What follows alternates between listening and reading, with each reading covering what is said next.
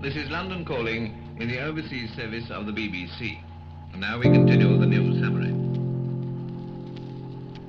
According to an official Polish telegram, Warsaw has been bombed 6 times today.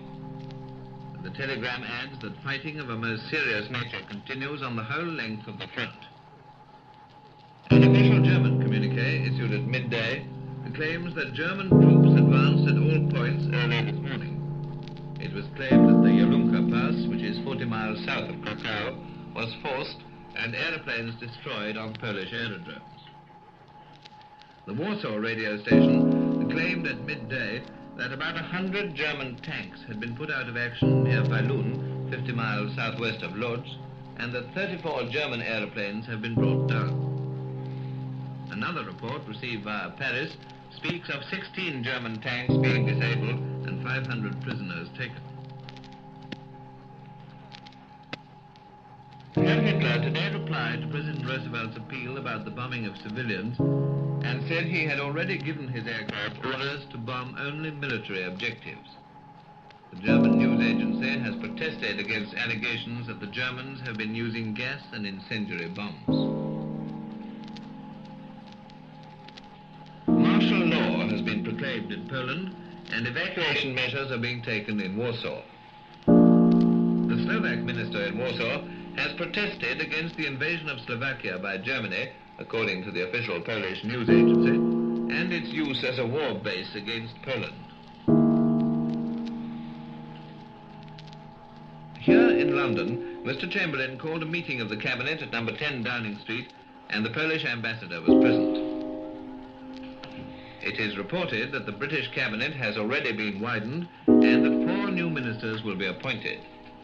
But it was learned definitely this afternoon that the Labour Party has decided not to be represented in the government, though it will give it its full support.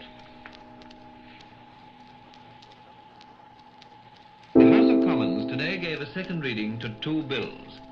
One is the National Service Bill, which will make all men between 18 and 41 subject to military service. The Secretary for War explained that it did not follow that the government would begin by conscripting men at the age of 18. Everything, he said, depended on how long the struggle might last.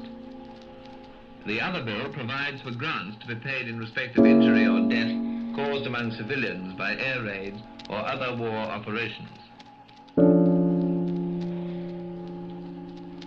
The King and Queen have decided to stay at Buckingham Palace for the time being. This afternoon, the Queen drove from the palace to visit the Westminster ARP headquarters. The Ministry of Supply has made orders for the control of essential materials such as iron and steel, other metals, wool, flax and paper. The Ministry of Agriculture has arranged to supply the needs of farmers for tractors, fertilizers and other necessaries. In most cases, it is stated, the government have already accumulated reserves. It is thought that there are ample supplies of seeds for future requirements. The evacuation of London and other large towns continued today, and reports from all over the country show that the scheme is working smoothly. Parents will be informed on Monday of the exact addresses to which their children have been taken. Members of the Metropolitan Police War Reserve who have been called up reported for duty today. There is now a reserve of nearly 20,000 men for police duties.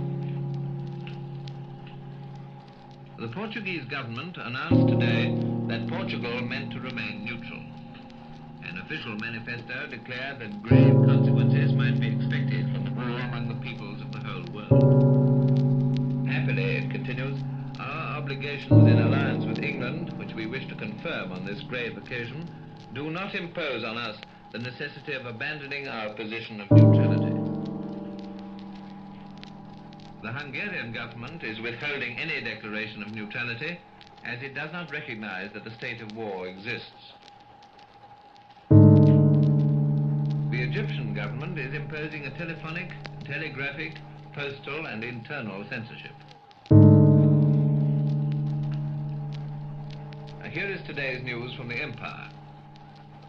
The Canadian Prime Minister has sent a loyal message to Mr. Chamberlain, telling him that the government of Canada will seek parliamentary authority to cooperate at the side of Britain. Mr. Chamberlain has replied that the British government are greatly encouraged to know that Canada is at one with them in resisting aggression. The South African Parliament had a special session today, and General Herzog announced that he would soon make a statement on the government's attitude towards war. General Smuts introduced an emergency bill in the Senate to allow the new Senate to be constituted while the old one still existed. In Australia, the federal cabinet has declared that the danger of war exists. This means that power has been given to take action preparatory to proclaiming that a state of war exists when the full emergency plans would come into operation. The acting Prime Minister of New Zealand has promised full cooperation with this country. In India, the Viceroy has invited Mr. Gandhi and other political leaders to discuss the situation. 18 more Indian princes have sent assurances of loyalty to the King and offers of support. Here is a later report from the House of Commons. The Prime Minister made a short reply to Mr. Greenwood's speech. He said he shared the disgust expressed by the House at manoeuvres of the kind that were going on. The government, he added, was in a somewhat difficult position since it was difficult to synchronize action with allies by telephone. He said he felt certain he would be able to make a statement tomorrow. The House adjourned till midday tomorrow.